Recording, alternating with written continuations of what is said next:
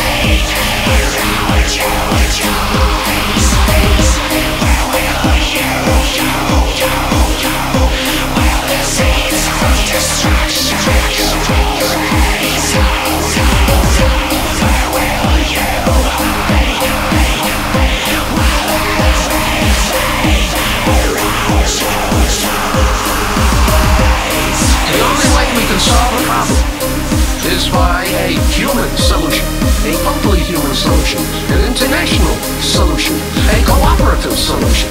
It is important that the world get together and be sufficiently a unit to face the problems which attack us as a unit. Do not distinguish among us. How then can we distinguish among ourselves? There must be some way of getting together. Do not distinguish among us. How then can we distinguish among ourselves?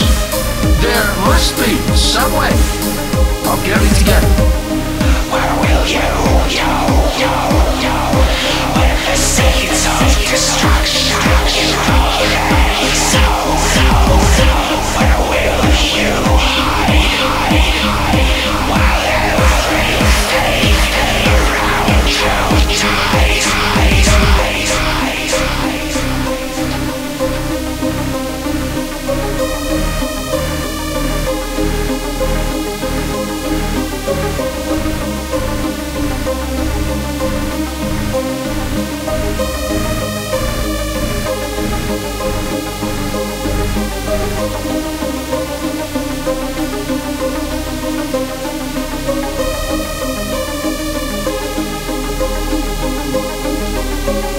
Distinguish among us. How then can we distinguish among ourselves? There must be some way of getting together.